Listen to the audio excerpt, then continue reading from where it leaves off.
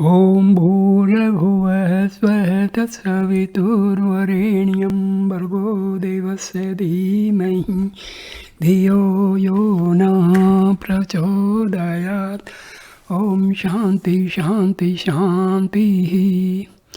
Namaste my dear friends. This is 16th video on Talks with Maharshi Ramana.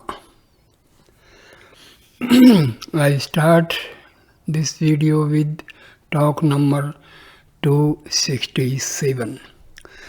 While speaking of the animal companions in the hall, Sri Bhagwan quoted a Tamil stanza by Avai. When the old lady was going along, she heard on one occasion someone praising Kambar. She replied with a stanza which means, each is great in its own way. What is Kambar's greatness when compared with a bird which builds its nest so fine, the worms which give lack, the honeybee which builds the comb, the ants which build cities, and the spider its web. Bhagwan then began to describe their activities. While living on the hill, he had seen a hut built of stones and mud and roofed with thatch. There was constant trouble with white ants. The roof was pulled down and the walls demolished to get rid of the mud which harbored the ants. Sri Bhagwan saw that the hollows protected by stones were made into towns. These were skirted by walls plastered black, and there were roads to neighboring cities which were also similarly skirted with black plastered walls. The roads were indicated by these walls. The interior of the town contained holes in which ants used to live. The whole wall was thus tenanted by white ants which ravaged the roofing materials above. Sri Bhagwan had also watched a spider making its web and described it. It is seen in one place, then in another place, again in a third place. The fiber is fixed at all these points. The spider moves along it, descends, ascends, and goes round, and the web is finished. It is geometrical. The net is spread out in the morning and rolled up in the evening. Similarly, the wasps build their nest of a lac, crude, and so on. So then, each animal has got some remarkable instinct. Kambar's learning is not to be wondered at because it is God's will as it is in the other cases. Talk number 268. Dr. Sayyid, what is salvation? What did Christ mean by it? This question was put by Dr. Sayyid. Maharshi replied, salvation for whom and from what? Devotee, salvation for the individual and from the sorrows and sufferings of the world. Maharshi, whose are the sorrows, etc. Devotee, of the mind. Maharshi, are you the mind? Devotee, I shall now explain how this question arose. I was meditating. I began to reflect on the grace shown by Christ to some devotees who got salvation. I consider that Bhagwan is similar. Is not salvation the result of similar grace? That is what I mean by my question. Maharshi, yes, right. Devotee, the booklet, Who Am I, speaks of Savrupa Drishti, seeing the essence. Then there must be a seer and the seen. How can this be reconciled with the ultimate unity? Mercy, why do you ask for salvation, release from sorrow, etc.? He who asks for them sees them also. The fact is this: drishti, sight is consciousness. It forms the subject and object. Can there be drishti apart from the self? The self is all drishti, etc. Devotee, how to discern the ego from the perfect I. Mercy, that which rises and falls is the transient I. That which has neither origin nor end is the permanent I consciousness. Devotee, will continuous thought on the self make the mind more and more refined so that it will not think of anything but the highest. Mercy. There is the peaceful mind which is the supreme. When the same becomes restless, it is afflicted by thoughts. Mind is only the dynamic power, Shakti of the self. Devotee, are the seeds material and different from the self? Maharshi, there is no difference between matter and spirit. Modern science admits that all matter is energy. Energy is power or force, Shakti. Therefore, all are resolved in Shiva and Shakti, that is the self and the mind. The kosas are mere appearances. There is no reality in them as such. Devotee, how many hours a day should one devote to meditation? Mercy, your very nature is meditation. Devotee, it will be so when ripe, but not now. Maharshi, you become conscious of it later. That does not mean that your nature is now different from meditation. Devotee, what about practice? Maharshi, meditation must always be practiced. Devotee, a Persian mystic says, there is nothing but God. The Quran says, God is immanent in all. Maharshi, there is no all apart from God. For Him to pervade, He alone is. Devotee, is it morally right for a man to renounce his household duties when he once realizes that his highest duty is Atma Chintan, continuous thought on the self? Maharshi, this desire to renounce things is the obstacle. The self is simple renunciation. The self has renounced all. Devotee, it is true from Bhagwan's standpoint, but for us, my work demands the best part of my time and energy. Often I am too tired to devote myself to Atam Chintan. Maharshi, the feeling I work is the hindrance. Inquire who works. Remember, who am I? The work will not bind you. It will go on automatically. Make no effort either to work or to renounce work. Your effort is the bondage. What is bound to happen will happen. If you are destined to cease working, work cannot be had even if you hunt for it. If you are destined to work, you cannot leave it. You will be forced to engage in it. So leave it to the higher power. You cannot renounce or hold as you choose. Talk 269. Devotee, how is all immanent God said to reside in Daharakshasa, ether of the heart? Daharaksa. Maharshi, do we not reside in one place? Do you not say that you are in your body? Similarly, God is said to reside in Harit Pundrika, the lotus, heart lotus. The heart lotus is not a place. Some name is mentioned as the place of God because we think we are in the body. This kind of instruction is meant for those who can appreciate only relative knowledge. Being immanent everywhere, there is no particular place for God. Because we think we are in the body, we also believe that we are born. However, we do not think of the body of God or of method of realization in our deep slumber.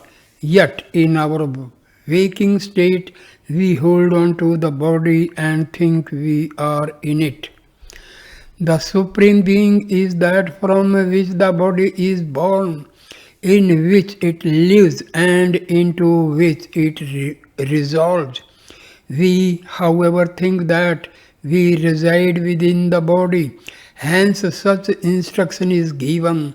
The instruction means look within. Talk number 270. Mr. G.V. Subbaramaya, a lecturer in English in Nellore, asked, Brahma is the one by whom all this is pervaded, yana sarvam idam thatam. But then how does Sri Krishna specify the Vibhutis in chapter 10 of Bhagavad Gita? Maharshi. The specifications are in reply to a definite question by Arjuna, who required to know the Lord's Vibhutis for convenience of worship, upasana, sokaryam. The fact is that God is all, there is nothing apart from Him, devotee. The individual is said to give up decayed bodies, Jirni Srirani, and to take up new ones, Navani. Would this statement apply to infant death also, Maharshi? You do not know in the first place what is Jirnani and what is Navani. Secondly, Jirna and Nava are relative terms. What is old to a king may be new to a beggar. The truth is that the individuality signifies the state of embodiment till the time of liberation. Talk number 271, Dr. Sayyad. How is grace to be obtained? Maharshi. Similar to obtaining the self. Devotee. Practically, how is it to be for us? Mercy. By self-surrender. Devotee, grace was said to be the self. Should I then surrender to my own self? Maharshi, yes, to the one from whom grace is sought. God, Guru and self are only different forms of the same. Devotee, please explain so that I may understand. Maharshi, so long as you think you are the individual, you believe in God. On worshipping God, God appears to you as Guru. On serving Guru, He manifests as the Self. This is the rational. Talk number 272. Devotee, there are widespread disasters spreading havoc in the world, for example, famine and pestilence. What is the cause of this state of affairs? Maharshi, to whom does all this appear? Devotee, that won't do. I see misery around. Maharshi, you were not aware of the world and its sufferings in your sleep. You are conscious of them in your wakeful state. Continue in that state in which you were not afflicted by these. That is to say, when you are not aware of the world, its springs do not affect you. When you remain as the self, as in sleep, the world and its sufferings will not affect you. Therefore, look within, see the self. There will be an end of the world and its miseries. Devotee, but that is selfishness. Maharshi, the world is not external because you identify yourself wrongly with the body and you see the world outside and its pain becomes apparent to you, but they are not real. Seek the reality and get rid of this unreal feeling. Devotee, there are great men, public workers who cannot solve the problem of the misery of the world. Maharshi, they are ego-centered and therefore their inability, if they remained in the self, they would be different.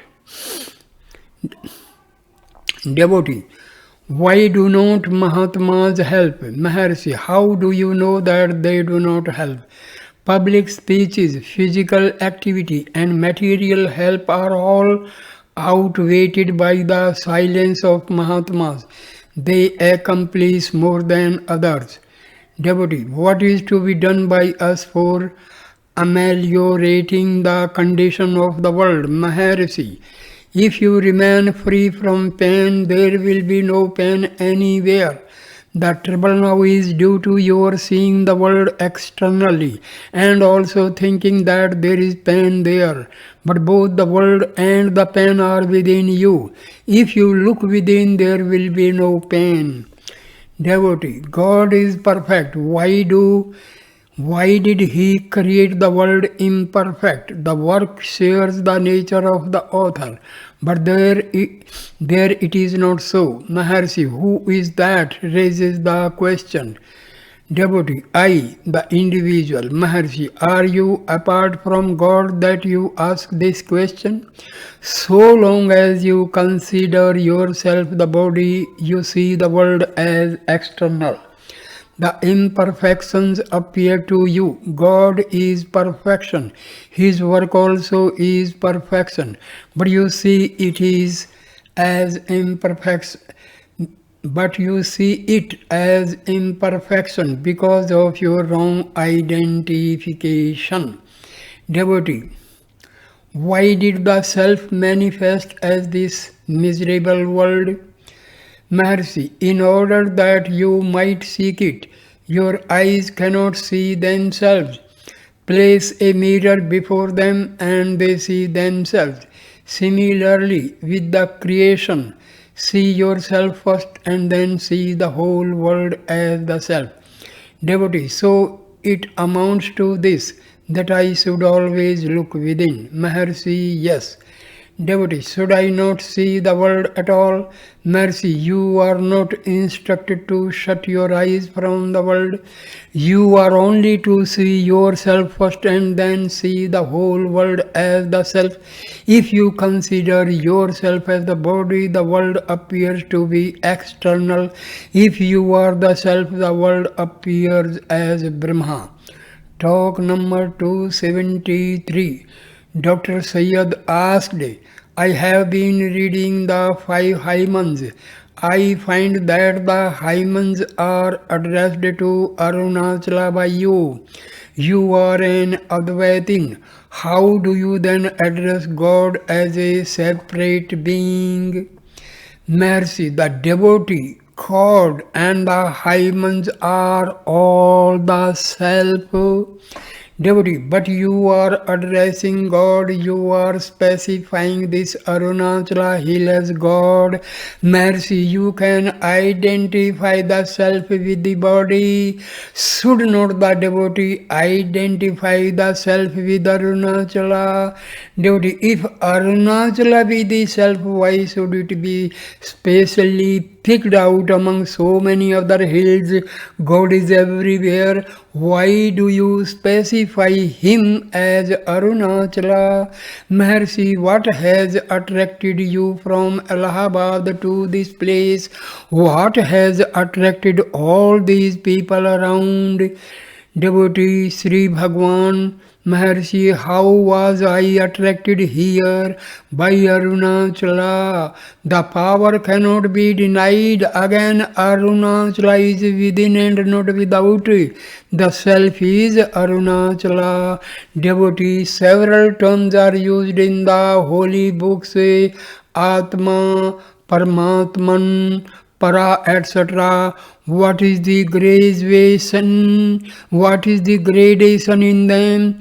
Maharshi, they mean the same to the user of the words, but they are understood differently by persons according to their development.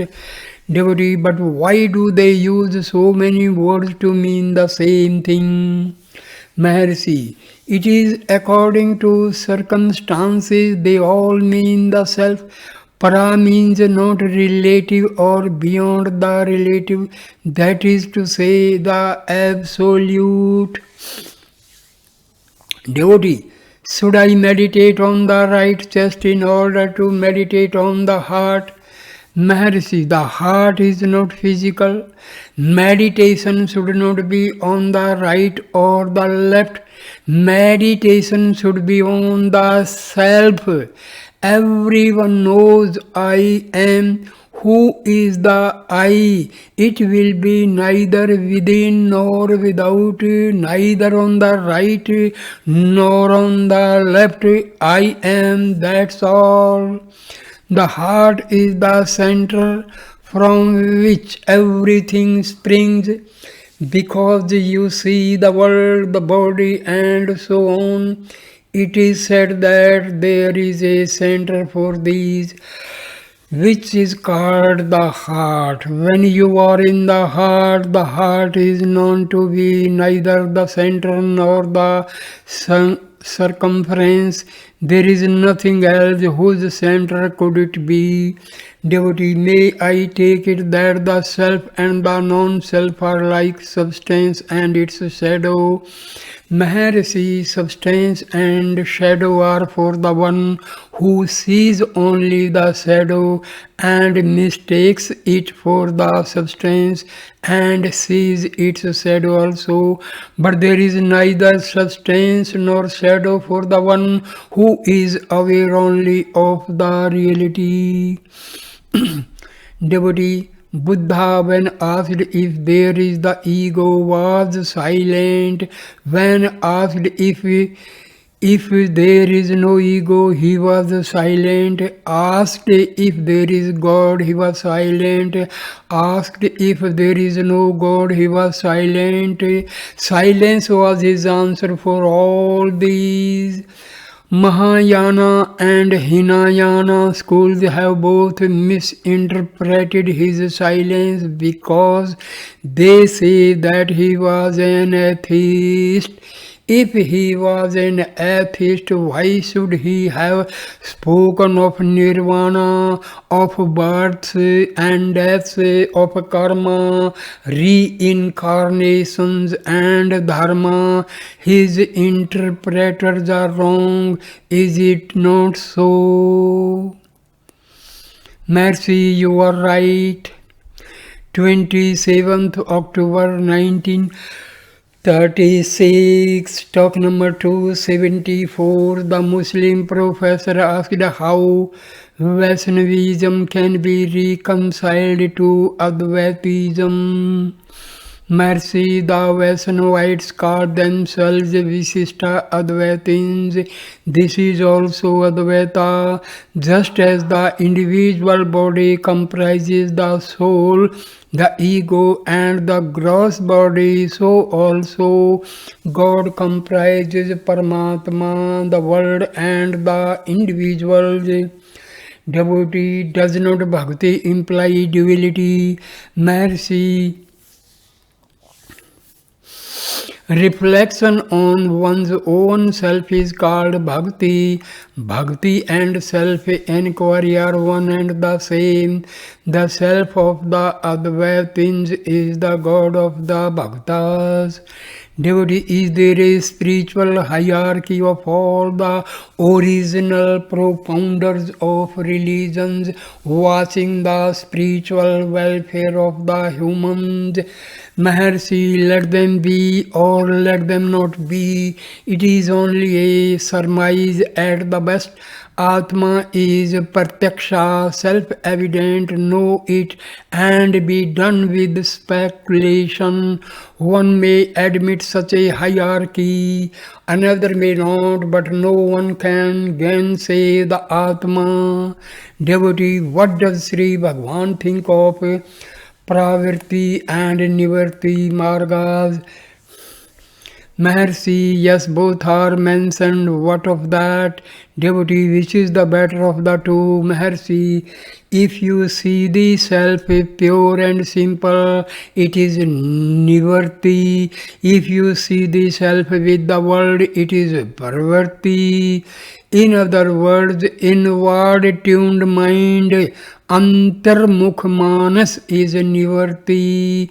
Outward going mind, bahirmukh manas is pravirti. Anyway, there is nothing apart from the self, both are the same.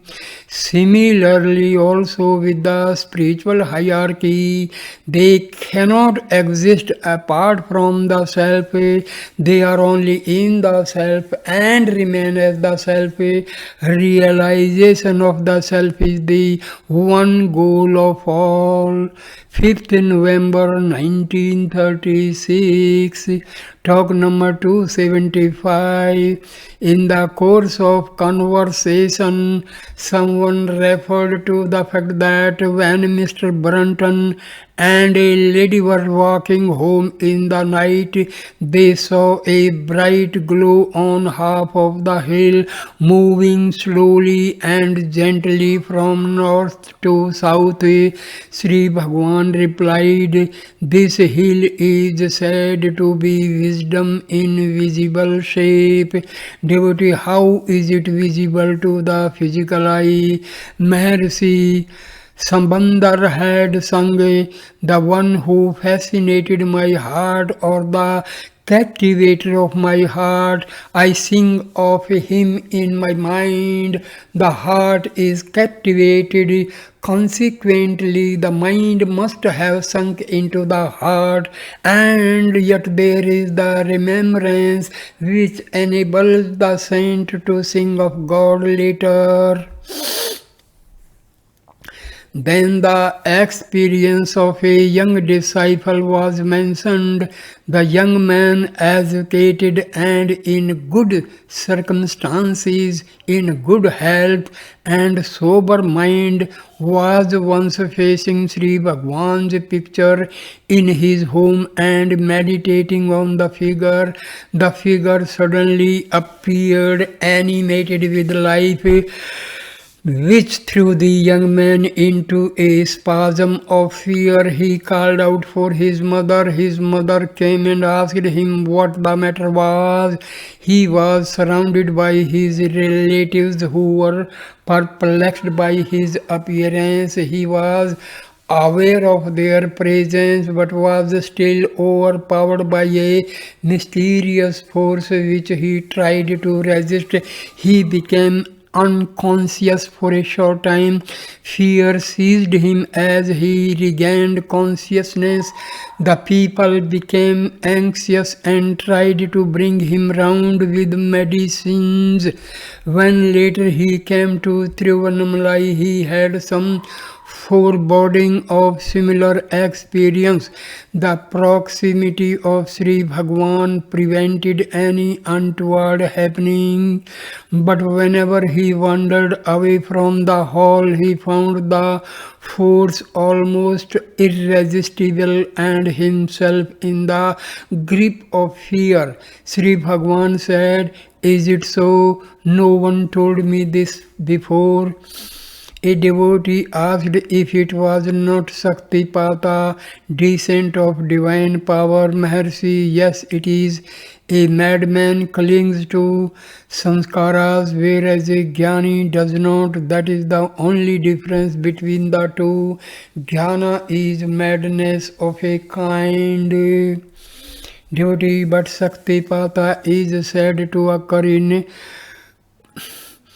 karma samaya, that is when merit and demerit are equal. Maharshi, yes, mala pripaka Karma, Samaya and Saktipata mean the same. A man is running the course of his sanskaras. When taught he is the self, the teaching affects his mind and imagination runs riot. He feels helpless before the on-rushing power. His experiences are only according to his imagination of the state. I am the self. Whatever he may conceive it to be, Saktipata alone confers the true and right experience. When the man is ripe for receiving the instruction and his mind is about to sink into the heart, the instruction imparted works in a flash and he realizes the self all right. Otherwise, there is always the struggle. Manunasa, Jnana, and the Chitta Ekagrata, annihilation of the mind, knowledge, and one-pointedness means the same. Talk number 276. The UP lady arrived with her brother, a woman companion, and a burly bodyguard. When she came into the hall, she saluted Maharshi with great respect and feeling and sat down on a wool blanket in front of Sri Bhagwan. Sri Bhagwan was then reading Trilinga in Telugu on the reincarnation of a boy. The boy is now 13 years old and reading in the government high school in a village near Lucknow. When he was 3 years, he used to dig here and there. When asked, he would say that he was trying to recover something which he had hidden in the earth.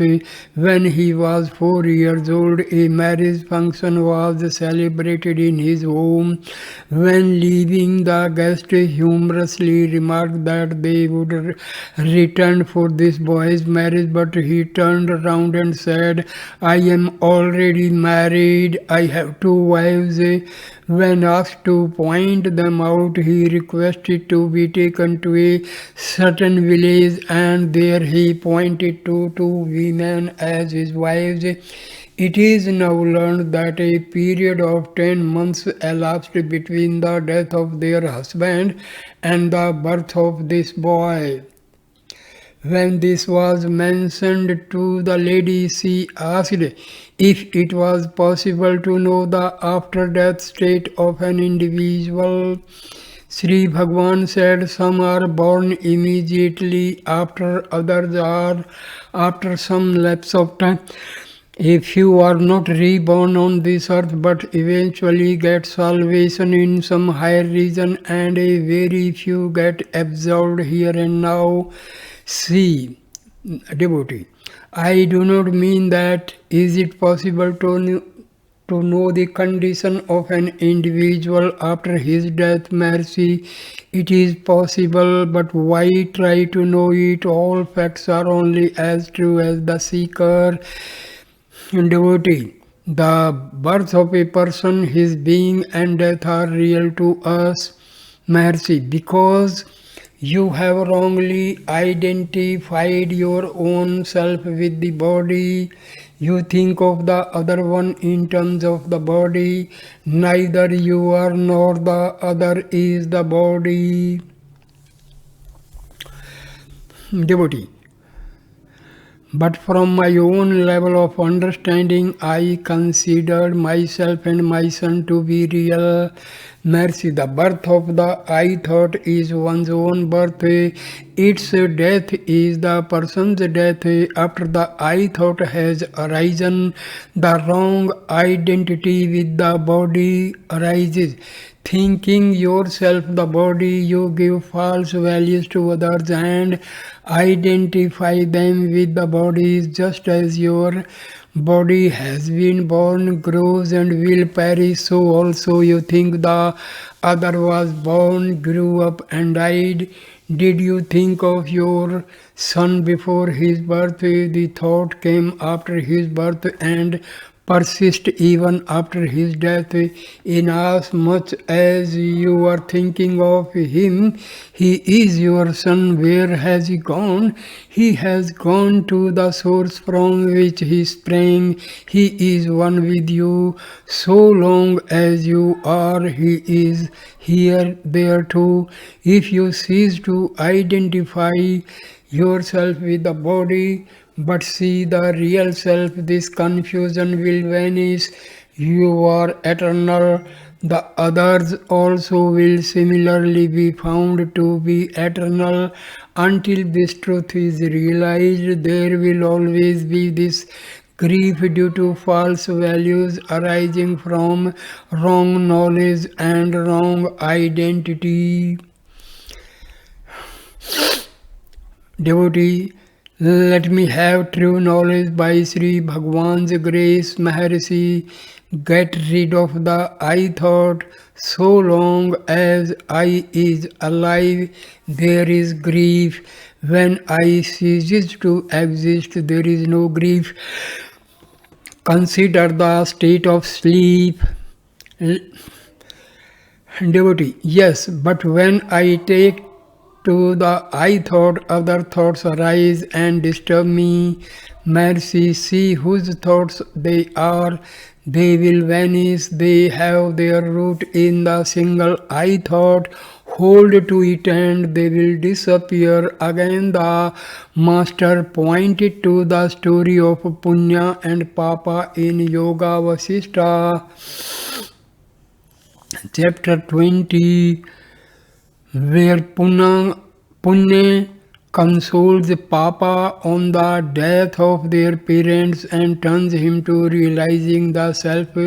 Further, creation is to be considered in its two aspects, Ishvara Srishti, God's creation, and Jiva Srishti, individual creation. Of these two, the universe is the former and its relation to the individual is the latter.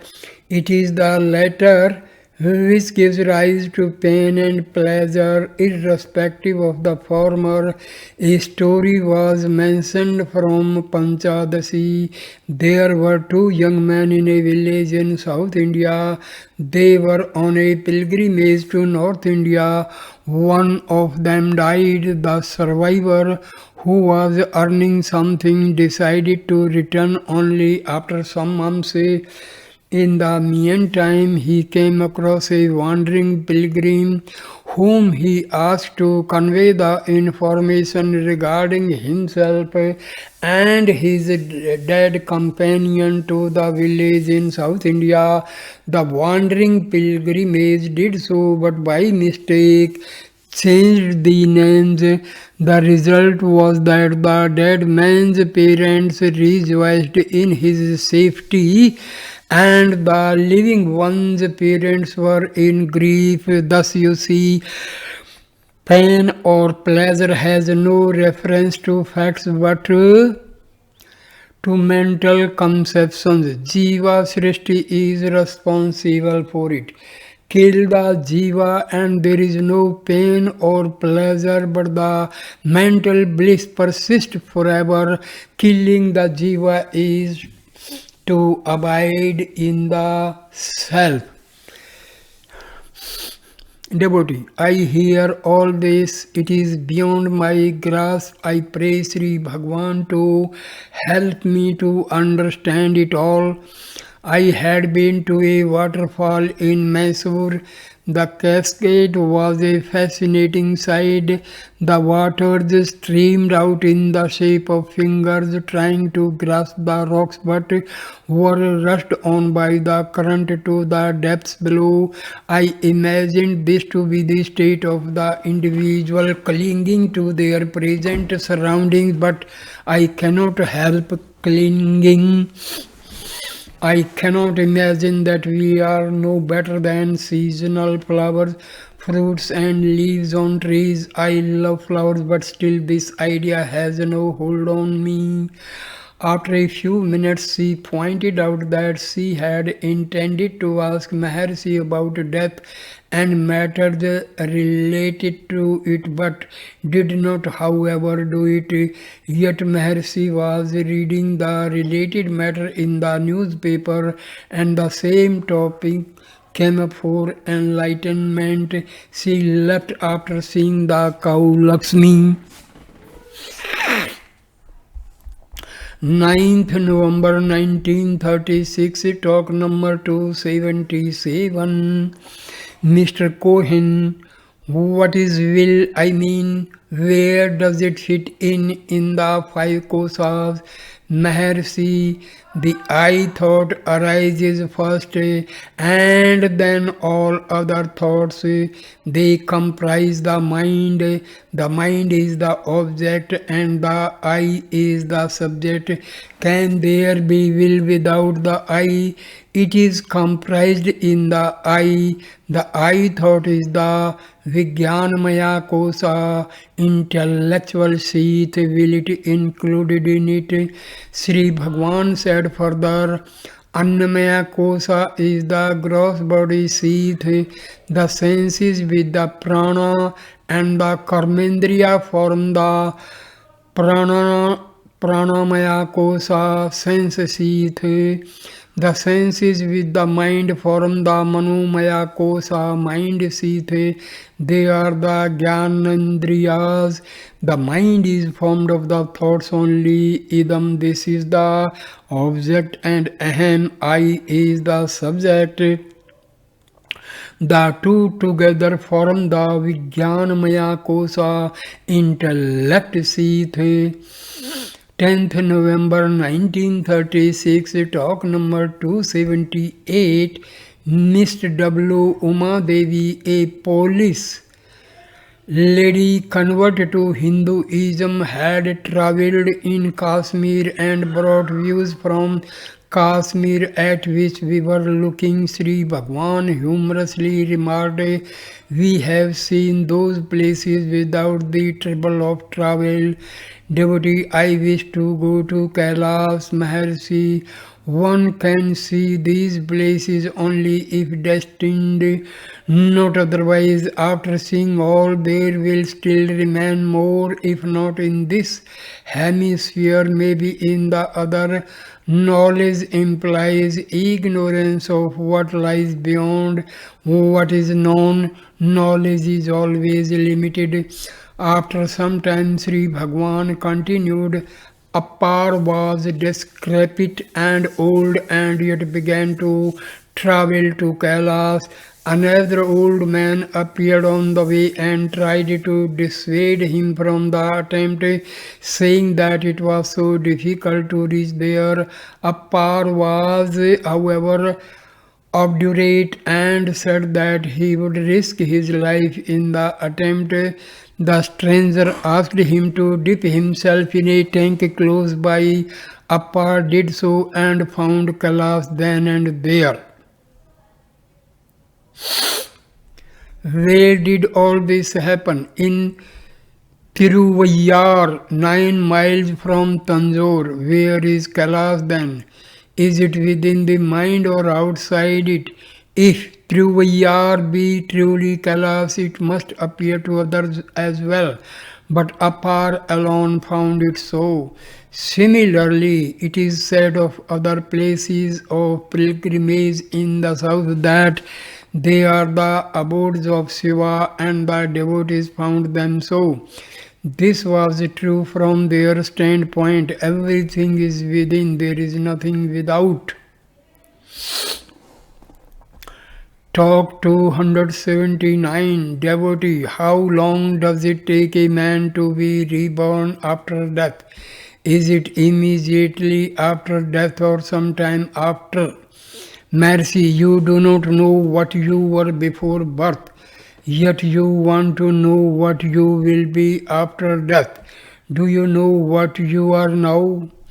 Birth and rebirth pertain to the body. You are identifying the self with the body. It is a wrong identification. You believe that the body has been born and will die, and confound the phenomena relating to the one with the other.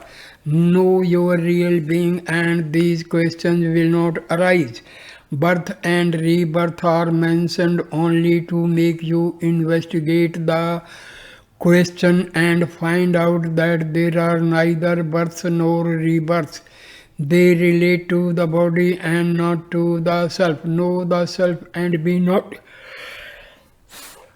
perturbed by doubts. Talk number 280. Devotee, can you help me to get rid of Maya? Maharshi, what is Maya? Devotee, attachment to the world. Maharshi, was the world in your deep sleep? Was there attachment to it? Devotee, there was not. Maharshi, were you there or not? Devotee, maybe. Then do you deny having existed in sleep? Devotee, I do not. You are therefore now the same one as there was in sleep. Devotee, yes. Sleep, no world. Wakefulness, world is there. In sleep, no attachment. Wakefulness, attachment is there. Sleep, the self is there. Wakefulness, the self is there. Maharshi, what is then that raises the question of Maya just now? Devotee, the mind was not in sleep. The world and the attachment to it are of the mind. Maharshi, that is it. The world and the attachment to it are of the mind, not of the self. Devotee, I was ignorant in sleep. Maharshi, who says that he was ignorant? Is he not ignorant now? Is he a jnani? Ignorance is now mentioned by the contaminated self here. Devotee, was the self pure then in sleep? Maharshi, it did not raise any doubts. It did not feel imperfect or impure. Devotee, such self is common to all, even in a dead body, Maharshi. But the man in sleep or in dead body does not raise questions. Consider who raises questions. It is you. Who were you not in sleep? Why was there no imperfection? The pure self is simple being. It does not associate itself with objects and become conscious as in the wakeful state. What you now call consciousness in the present state is associated consciousness requiring brain, mind, body, etc. to depend upon. But in sleep, consciousness persisted without these. Devotee, but I do not know the consciousness in sleep.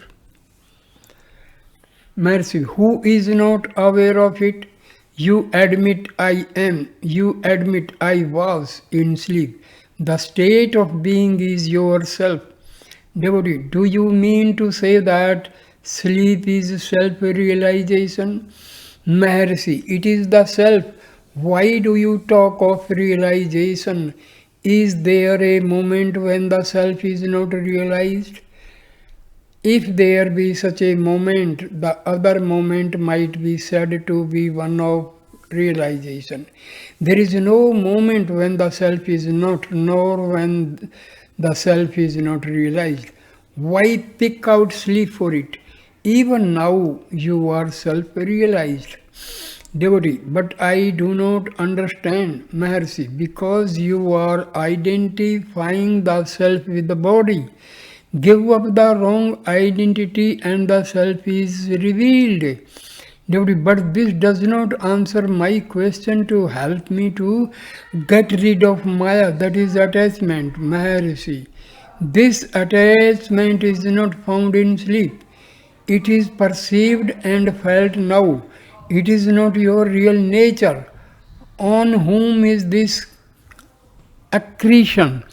If the real nature is known, these exist not. If you realize the self, the possessions are not perceived. That is getting rid of Maya.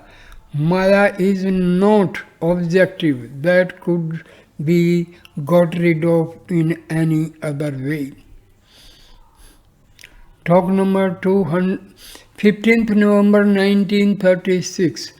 Sparks from the anvil. Sparks from the anvil. Talk number 281. A certain man who claims to have been Sri Maharshi's condemned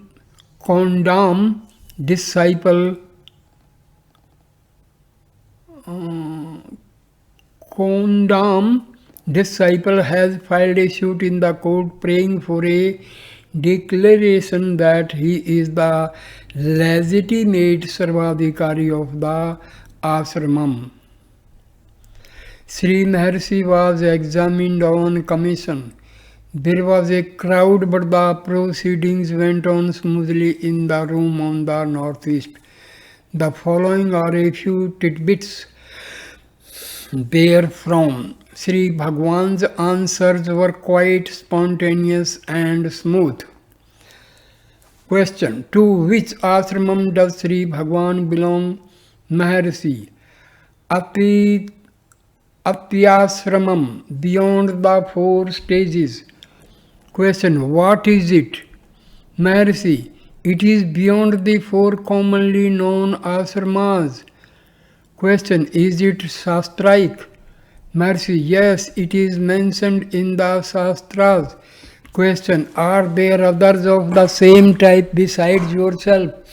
Maharshi: there may be. Question: have there been any? Maharshi: Sukha, Rishabha, Jadbharta and others. Question: you left home at an early age because you had no attachment for home and property. But here there is property in the ashramam. How is it? Maharshi: I do not seek it. Property is thrust on me. I neither love nor hate it. Question: are they given to you? Maharshi: they are given to the Swami, whoever he may be. But the body is considered the Swami in the world. That body is this. It reduces itself to myself. Question: in that case the attachment to property is now renewed. Is it so? Maharshi: I do not hate it. That's all I said.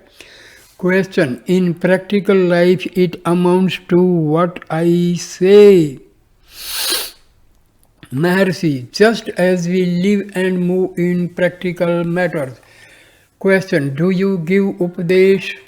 Have you ever done it? Maharshi: visitors ask questions, I answer them as well as I know. It is for them to treat my words as they please. Question: is it Upadesh? Maharshi: how shall I say how others take it? Question: have you disciples? Maharshi: I do not give Upadesh in the ceremonial manner. For instance, keeping a kumbha, making puja to it and whispering to the person. The person may call himself my disciple or devotee. I do not consider anyone to be my disciple. I have never sought Upadesh from anyone, nor do I give ceremonial Upadesh. If the people call themselves my disciples, I do not approve or disapprove.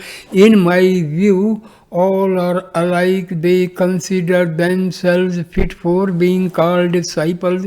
What can I say to them? I do not call myself a disciple or a guru. Question: how did you approve the building of Sakandashramam on the hill, which was a temple land, without previously obtaining permission from the authorities? Maharshi: guided by the same power which made me come here and reside on the hill.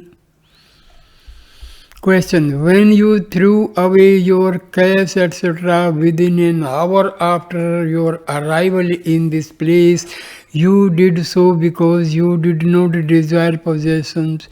You never touched money. There were no possessions for several years after your arrival here. How is it that donations are now accepted by the ashramam? Mercy. This practice grew up at a later stage because a few associations began to use my name to collect funds. I did not approve of their action nor check them. So it is going on. One man leaves, another steps in, but the process goes on. I do not desire that contributions should be accepted, but people do not heed that advice. I do not desire to give ineffective advice. I do not therefore check them. Since money comes in, property grows spontaneously. Question. Why do you not sign your name? Mercy. The author of the self-realization has furnished his answer for this question. Moreover, by what name am I to be known? I myself do not know. People have given me several names from time to time since my arrival here. If I should sign by one name, all would not understand it. So I used to say to the people seeking autographs that even if they should show my signature, people in general would not believe it to be true. Question. You do not touch money nor other offerings, I trust. Mercy. People sometimes place fruits in my hands. I touch them. Question. If you receive one kind of offering, why should you not receive money also? Maharshi, I cannot eat money. What shall I do with it? Why should I take that which I do not know what to do? Question. Why do visitors stop at the ashramam? Maharshi, they must know why. You have no objection to anyone coming and staying here, I suppose. Maharshi, no. Question. You have similarly no objection to any length of their stay. Maharshi, no. If I do not find it agreeable, I will go away, that's all. A liar devotee asked Sri Bhagwan if the previous day's examination by commission caused much strain. Mercy, I did not use my mind, so there was no strain. Let them examine me for 1,000 days, I don't mind. 16th November 1936, talk number 282.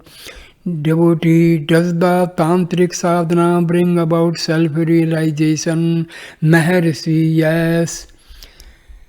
Devotee, which worship in tantra is the best? Maharshi, it depends on temperament. Devotee, what part does Kundalini play in bringing about self-realization? Maharshi, Kundalini rises from any lakshya that you have. Kundalini is prana shakti, life current. Devotee, different deities are said to reside in different chakras. Does one see them in course of sadhana?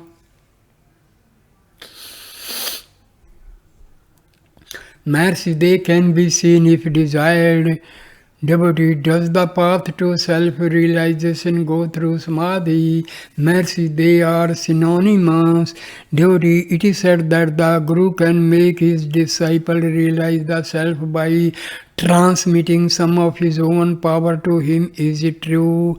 Maharshi, yes, the Guru does not bring about self-realization. He simply removes the obstacles to it. The self is always realized. Devotee, is there absolute necessity of a Guru full self-realization, mercy.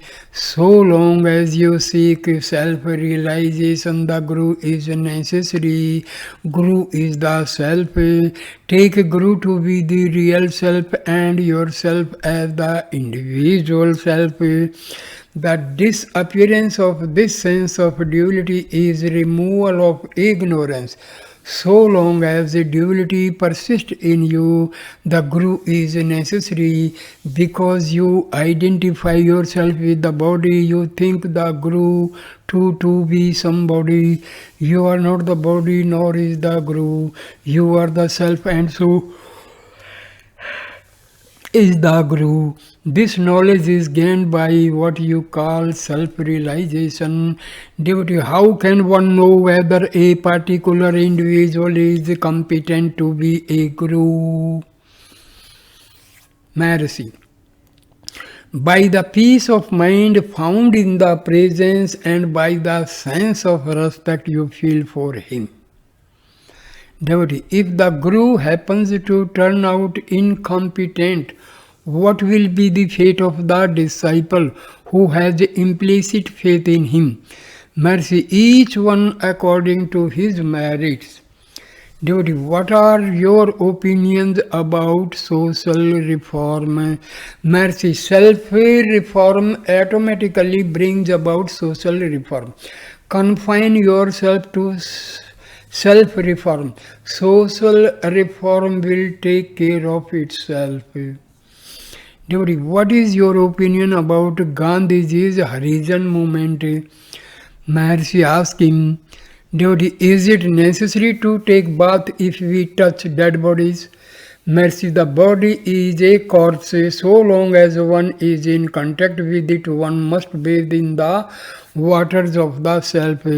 Devotee, if the Advaita is final, why did Madhvacharya teach Dvaita? Mercy, is yourself Dvaita or Advaita? All systems agree on self-surrender. Attain it first, then there will be time to judge whose view is right or otherwise. Devotee, why do you not preach to the people to set them on the right path? Maharshi, you have already decided by yourself that I do not preach. Do you know who I am and what preaching is? Devotee, is the saving of widows among Brahmins not cruel? Maharshi, this may be asked of Dharma Shastris or reformers. Reform yourself first and let us then see about the rest. 17th November 1936, talk number 283. Devotee, how can one become Jita Sangadoshaha, free from the stain of association? Mercy, by satsanga, association with the wise. Satsangvate, nisangvatam, nisangatve, nirmohatvam, nirmohatve, nischaltvam, nischaltatve, jivan mukhitaha. Satsang means Sangha, association with the Sat. Sat is only the self. Since the self is not now understood to be Sat, the company of the sage who has thus understood it is sought. That is Sat Sangha. Introversion results, then Sat is revealed. For whom is association? For whom is dosha? Devoted to the self. Mercy, no, the self is pure and unaffected. The impurities affect only the ego. Devotee, can the soul remain without the body? Maharshi, it will be so a short time, hence in deep slumber the self is bodiless, even now it is so. Devotee, can a sannyasi remain in the midst of samsara?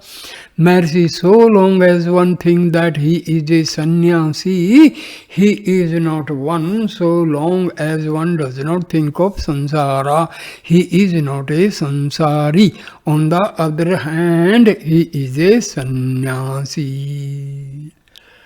So dear friends, I stop this video at this point. Thank you for watching this video with patience and devotion. Please like, share and comment the video and subscribe the channel. Namaskar, my dear friends. Namaskar. Namaskar.